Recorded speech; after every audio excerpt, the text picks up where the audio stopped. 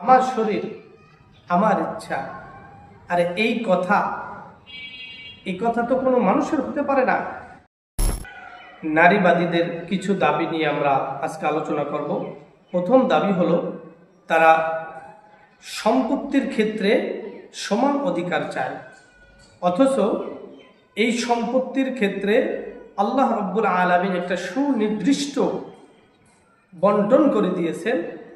আল্লাহ তাআলা বলেন, ইউসিকুমুল্লাহু ফি আওলাদিকুম লিযযাকারি মিসলু হাযযিল উনসায়াইন।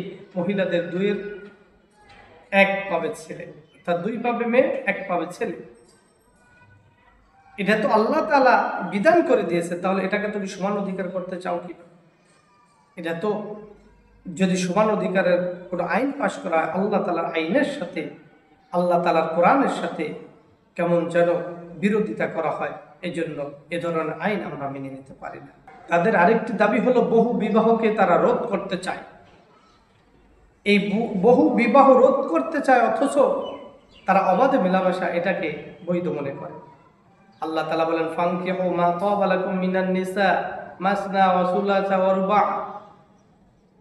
দুনিয়ার পুরুষদেরকে আল্লাহ তাআলা দুইটা তিনটা চারটা পর্যন্ত ক্ষমতা দিয়েছেন। সর্বোচ্চ 4টা বিবাহ একজন পুরুষ করতে পারবে। এটা আল্লাহ তাআলার বিধান।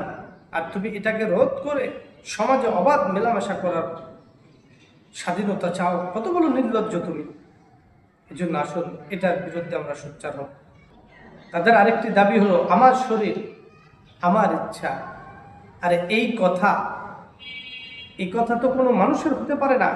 কারণ আল্লাহুল খালক ওয়াল আমর, আল্লাহ তাআলা সৃষ্টি করেছেন, তারই হুকুম চলবে। আর তোমার যদি এটাই ইচ্ছা হয় যে তোমার শরীর তোমার যা মন চায় তুমি তাই করবা, তাহলে এটা তুমি তো মানুষ থাকলে না, তুমি তো কুকুরের মতো হয়ে গেলে। কারণ কুকুর যার সাথে মন চায় তার সাথে মেলামেশা করে। তাহলে তোমার সাথে আর কুকুরের সাথে কোনো কি হলো না, পার্থক্য হলো না। এই জন্য আমার শরীর আমার নয়, আমার শরীর আল্লাহ তাআলা যেভাবে হুকুম করেছেন সেভাবে একজন পুরুষের সামনে সঁপে দিতে হবে। কালের মাধ্যমে আশা করি বুঝে আসছে। তাদের আরেকটি দাবি হলো নারীদের যে স্বাভাবিক প্রাপ্তবয়স্ক হওয়ার পরে মাসে একটা অসুস্থতা হয় তাদের, এটা নাকি কুসংস্কার। আরে যেই মহিলাই কুসংস্কার বলছে সেই মহিলারই তো এই অবস্থা।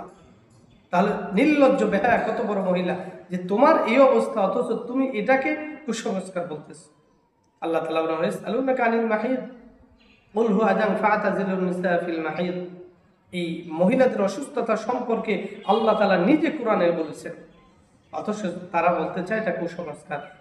যারা কুসংস্কার বলতে চায় ওই সমস্ত হিজড়া মহিলাদের, ওদেরও কিন্তু এই মাসে মাসে যাবে, অথচ তারা এটাকে বিশ্বাস করতে চায়। আল্লাহ তাআলা হেদায়েত দিন। তাদের আরেকটি দাবি হলো বিবাহের ক্ষেত্রে, বিবাহ বিচ্ছেদের ক্ষেত্রে তারা চায় সমান অধিকার। যেমন আল্লাহ তাআলা পুরুষদেরকে আর রিজাল কাওয়ামুনা আলা নিসা বিমা ফাদ্দালাল্লাহু বা'দাকুম আলা বা'দ, পুরুষদেরকে ক্ষমতা দিয়েছেন নারীদের উপরে, যে তারা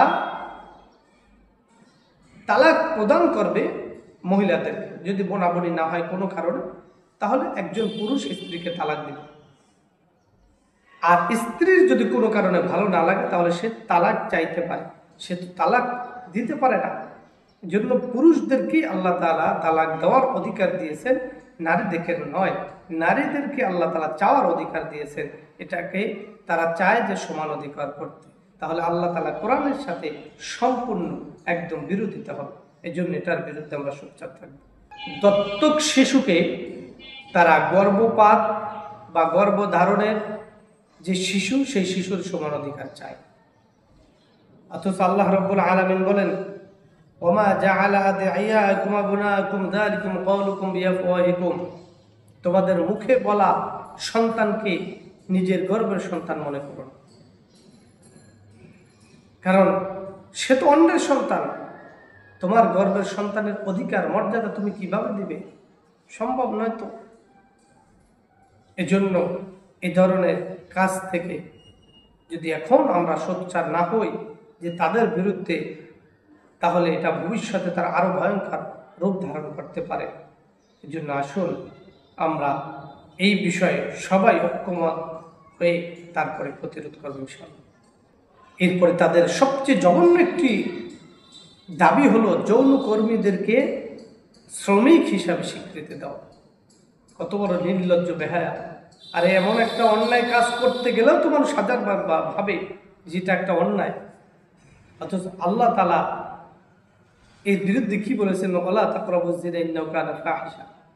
যে জিনা তো দূরের কথা, তার ধারে কাছেও না, এটা একটা অশ্লীল বেহায়া নির্লজ্জ কাজ। অথচ এটাকে তারা শ্রমিক হিসাবে, এটা একটা চাকরি করে যেমন, এটাও তাদের একটা চাকরি। 10 জনের সাথে মিলিত হবে, এখান থেকে উপার্জন করবে। এই যৌন কর্মীদেরকে তারা শ্রমিক হিসাবে স্বীকৃতি চায়। কত বড় নির্লজ্জ, অসভ্য, অপায়ামহীন! আসলে এর বিরুদ্ধে আমরা সোচ্চার হব ইনশাআল্লাহ।